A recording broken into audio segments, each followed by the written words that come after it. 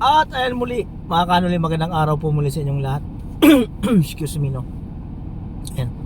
At gusto ko rin po na sabihin na kinukongrats ko si Tourism Girl na isa po sa scholar ng ating sponsor, na graduate na po siya ng 4 years course na tourism, no. So kung mapanood naman to, Tourism Girl, congratulations muli sa iyo.